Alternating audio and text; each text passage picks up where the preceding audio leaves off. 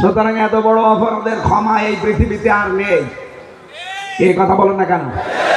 Nancy, Hitler, এরপর Genghis Khan, এরা যদি নিষিদ্ধ হতে পারে, এদের দল যদি নিষিদ্ধ হতে পারে, আইন যারা বানিয়েছে তাদেরকেও আমরা নিষিদ্ধ ঘোষণা দিতে চাই। এর চাইতে অপরাধ পৃথিবীতে আর হয় না। একটু নিজের দিকে তাকিয়ে বলেন, একটা মানুষ এদিকে 3.5 হাত, এদিকে 1.5 হাত, 24 ঘন্টা তালা লাগানো, পায়ের সাথে চেন লাগানো, কিভাবে থাকতে পারে? আপনি 5 দিন থাকতে পারবেন? এখনো পর্যন্ত অনেকে দেখি জালেমের সাফাই গায়। আপনি মানুষ, আপনার বিবেকের ওপরে কি কুকুরে প্রসাব করেছে? এখনো বলে বাবু কি করেছে যে ওনার পালানো লাগলো। পালানো লাগতো না, আর 5 মিনিট হলে ভক্তা হয়ে যেত। এক কথা বলে না কেন? আমরা চাই যেখানে আছে উনি থাক। স্বামীর বাড়ি বড়ি তো গেছি, কি কথা বলেন না কেন? সারা জীবন শুনলাম যে স্বামী স্ত্রীর সম্পর্ক, কিন্তু স্বামী স্ত্রীর সম্পর্ক আমাদের ইসলাম এটা মানে না। কারণ যার সাথে গেছে সে হচ্ছে ফুল হাতা, আর আমরা কি ফুল হাতার সাথে হাত হাতা যায়? যাবে না। এই জন্য দাদা যদি এই বয়সে এসে মুসলমানি দিতে চায়, আর সে বয়স এখন দাদার, এ বয়সে মুসলমানি দিতে গেলে হাসাম পাবেন কোথায়? এ দেশে হাসাম আছে, ওই বুড়ো মানুষ মুসলমানি খেয়ে দেবে। এখন চোখ খুলে তো কাটতে পারবে না, চোখ বন্ধ করে কাটা লাগবে। শেষে দেখা যাচ্ছে বুড়ো মানুষ দিয়ে মুসলমানি দেবে, আগা কাটতে যে গোড়া কেটে বাদ দিচ্ছি। জীবনের মতো মুসলমানি এটা আমি বানিয়ে বলছি না। সারা বাকারা 2 নম্বর পারা 14 নম্বর পৃষ্ঠা 221 নম্বর আয়াতের মাঝের অংশে আছে, ওয়ালা তুনকিহুল মুশরিকিনা হাত্তা ইউমিনু। যতক্ষণ কোনো মুশরিক মুসলমান না হবে তার সাথে কোনো মুমিনা নারীর বিয়ে দেওয়া জায়েজ নেই। আমাদের কন্যা যাই হোক, একটা হাসি তো, যদি একটু মিথ্যা কথা বলে ওটা বাদবে না। সুতরাং ওনার সাথে বিয়ে জায়েজ নেই। আপনারা যৌতুক নেওয়ার জন্য চট্টগ্রাম নিয়ে নেওয়ার ঘোষণা দিয়েছেন। যৌতুক দেব কি করে? পালানো মেয়ের তো বিয়ে আমরা মানি না, যৌতুক কিছু। সুতরাং যেখানে আছে ওখানে থাকেন, আবার ছেলে মেয়ে যেন হয় না। তাহলে এই শেষ বয়সে নাতি নাতকে কোথায় দেবো? আল্লাহ হেফাজত করুন আমাদেরকে। বহু মানুষকে আপনি কষ্ট দিয়েছেন, বিশেষ করে সাতক্ষীরা। এই মানুষগুলোর বাড়ি ঘর যখন বুলডোজার দিয়ে ভাঙছিল, সেই দিনই আমি মনে মনে সিদ্ধান্ত নিয়েছিলাম, আল্লাহ তোমার একটা কিছু আসবে। সাতক্ষীরার মানুষের ঘর বাড়ি বুলডোজার দিয়ে ভাঙে, আর ধানমন্ডিতে বসে বসে আনন্দে আত্মহারা হয়। ওইটাও যখন ভাঙছিল, সারা পৃথিবীর মানুষেরা আনন্দ পেয়েছি। এই জন্য আমরাও সামনে এমন কিছু যেন না করি।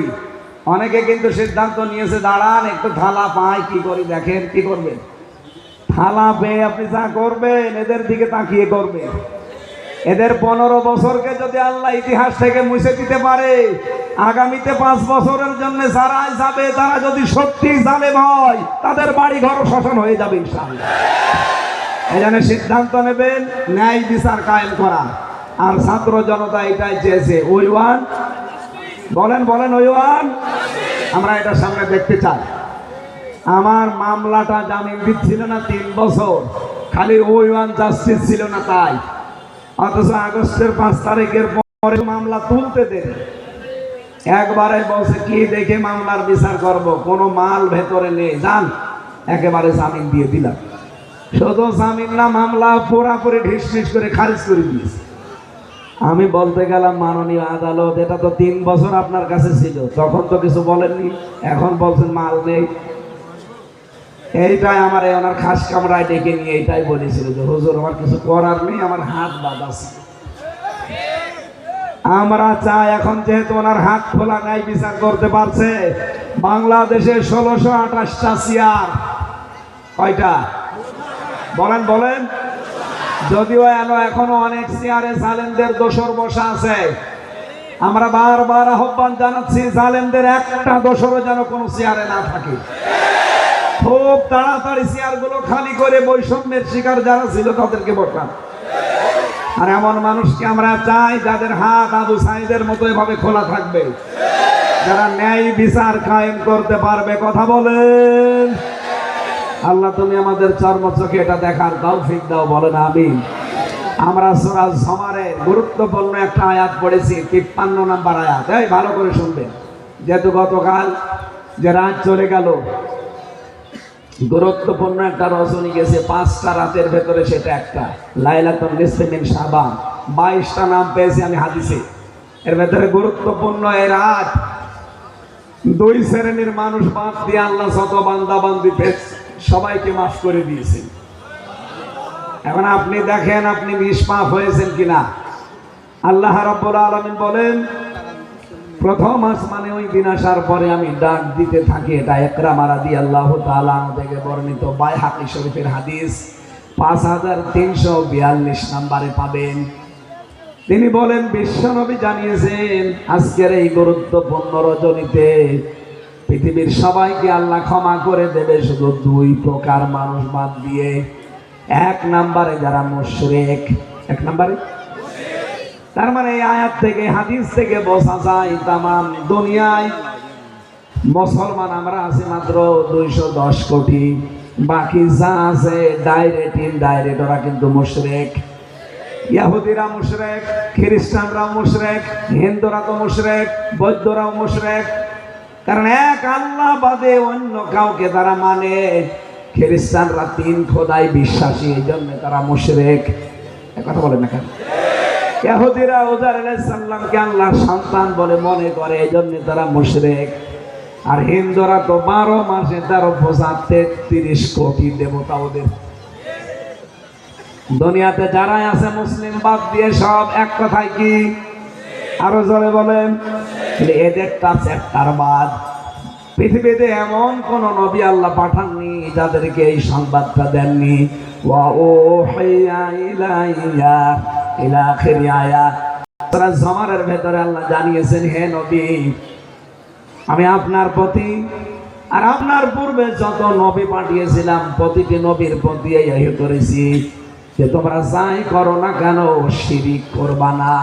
যদি কেউ শিরিক করে তার পেছনের যত ভালো কাজ আছে আল্লাহ সব নষ্ট করে দেয়। বলেন নাউজুবিল্লাহ।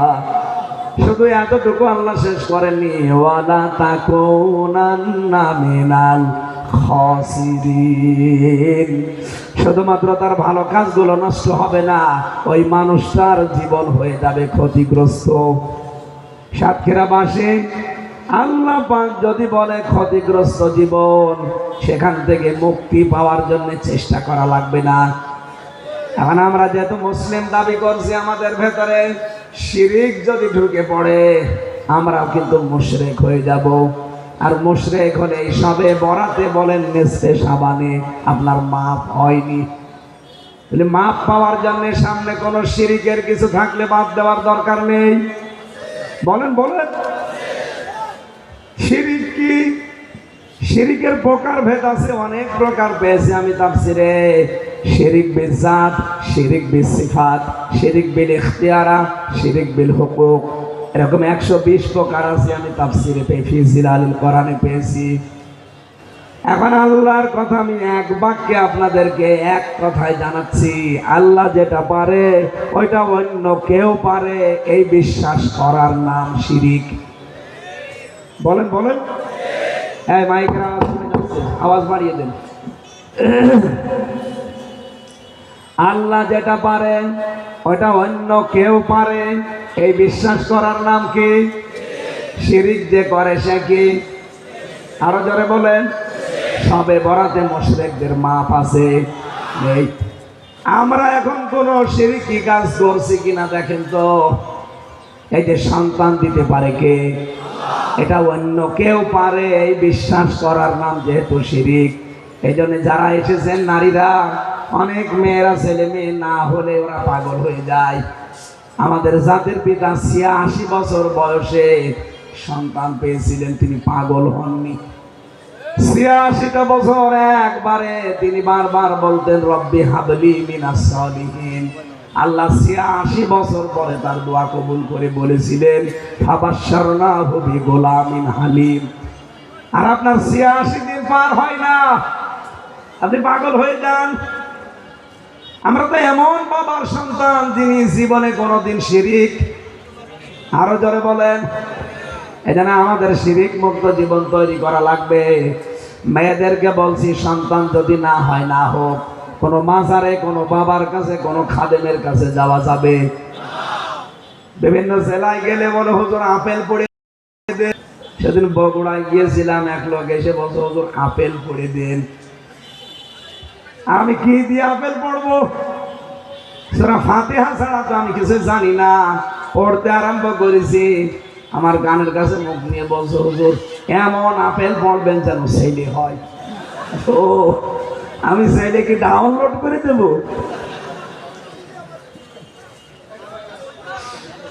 ও বলছে আমার 3টা মেয়ে আছে, এই মেয়ে চাই না, এবার ছেলে চাই, এমন আপেল পড়বেন যেন এ বাড়ি ছেলে হয়। বললাম আপেল ফেরত নেন। আপেল পড়া দিয়ে যদি ছেলে হয় যে আমার 3টা মেয়ে, আমি আপেল খাওয়াতাম আমার ম্যাডামকে। এই কথা বলছে দেখেন, সন্তান কোন আপেলে কোন পীর বাবাই দিতে পারে, কোন তাবিজ কবজে পারে, কোন কবিরাজে পারে? সব মিথ্যা কথা। এই পৃথিবীতে সন্তান দেওয়ার একচ্ছত্র মালিকানা কার? এজন্য আল্লাহ যেটা পারে ওইটা অন্য কেউ আইন দিতে পারে কে? আলাহুল খালকু ওয়াল আমরু। সূরা আরাফের 54 নম্বর আয়াতের মাঝের অংশে আল্লাহ বলেন আমি বানিয়েছি দুনিয়া, আমার আইন চলবে। সুতরাং আল্লাহর এই দুনিয়ায় আল্লাহর আইন বাদ দিয়ে যারা অন্যের আইন প্রতিষ্ঠার চেষ্টা করছেন, আপনি কিন্তু প্রকারান্তে মুশরিক। এরকম মুশরিক যশোর সাতক্ষীরায় নেই। আরে ভাই, এটা আমার বিভাগ, আমি খুলনা বিভাগের সন্তান। আমার বাড়ি কুষ্টিয়া, তাতে কি? যশোর, খুলনা, সাতক্ষীরায় আসলে মনে হয় আমি মায়ের পেটের ভেতরে আছি। হ্যাঁ, এই দেশ থেকে যখন অন্য দেশে যায় তখন মনে হয় যে একটু বাইরের গ্রামে গিয়েছি। তাছাড়া এই যশোর, ঝিনাইদহ, সাতক্ষীরা আমার ভাগ বাড়ির মতো। আপনারা যেহেতু এই জেলার এই বিভাগের সন্তান, আমি একটু মায়া মহাব্বত আপনাদের প্রতি আমার বেশি আছে। আমি চাই না আপনি জাহান্নামী হয়ে যান। আমি কোরআনের চোখ লাগিয়ে দেখতে পাচ্ছি আপনি শিরিক করছেন। সুতরাং এই মুহূর্তে সিদ্ধান্ত নেন, নাইতে শুধু সবে বড় সবে কত আপনি মাপ পাবেন। কারণ মুশরিককে আল্লাহ ক্ষমা করেন। বলেন, আল্লাহর আইন বাদ দিয়ে কারো আইন প্রতিষ্ঠার জন্য দল করা যাবে না, ভোট দেওয়া যাবে না। এক কথা বলে না কেন? এই জন্য ডক্টর মোহাম্মদ কামাল, ডক্টর কামাল, তার বানানো এই সংবিধান 54 বছর চলছে, কিছুই হয়নি। চোর গেলে ডাকাত হয়, ডাকাত গেলে খুনি হয়। এমনকি গাঁজা ঘোর গিয়ে দেখি জেলের ভেতরে গাঁজার গাছ লাগিয়েছে। আমার সাথে একজন ছিল, গাঁজা খাও, ও দেখলাম গাঁজার গাছ লাগিয়েছে টবের উপরে। জেলার তো হিন্দু, ডাক দিয়ে বলছে বেটাই তুই গাঁজার গাছ লাগালি, গাঁজার বীজ পেলি? বলছে স্যার আমি ওই যে আদালতে হাজিরা দিতে গিয়েছিলাম, আর আমার তো শুভাকাঙ্ক্ষী আছে বাইরে, তারা আসার সময় কিছু বীজ দিয়েছিল টোপলা করে। এটা মুখের এই জায়গায় নিয়েছি যেন মেশিনে ধরা না পড়ে। এই যে টবের উপরে গাঁজার গাছ লাগিয়ে দিয়েছি, 2 মাসে দেখেন কত বড় হয়েছে। বলছে শয়তান, তোরে পুলিশে গাঁজা খাওয়ার কারণে জেলে দিল, আর তোরে আমি রাখলাম ফাঁসির এই কন্ডেম সেলের ভেতরে, এর ভেতরে তুই গাঁজা গাছ লাগিয়েছিস। তোরে তো এখন স্বর্গে দেওয়া লাগবে, তো হিন্দু মানুষ, তোরে স্বর্গে দেওয়া লাগবে। ডক্টর কামালের এই বানানো সংবিধান দিয়ে গাঁজা খোর আরো গাঁজা বেশি খায়, চোর গেলে আরো ডাকাত হয়, ডাকাত গেলে খুনি হয়। এক কথা বলেন না কেন? রব্বুল আলামিন সামনে যে মাস রমজান, এই মাসে একটা কিতাব দিয়েছেন, তার নাম ফুরকান। কোরআনের নাম কি? 55টা নামের ভেতরে এটা একটা নাম ফুরকান। ফুরকান মানে সংবিধান। 77টা আয়াত আছে ফুরকানে, 73টা ধারা আছে। বাংলাদেশ দেশের সংস্কার চলছে, আমরা চাই এই পুরাতন 17 বার পরিবর্তন করা সংবিধান বাদ দিয়ে দেন।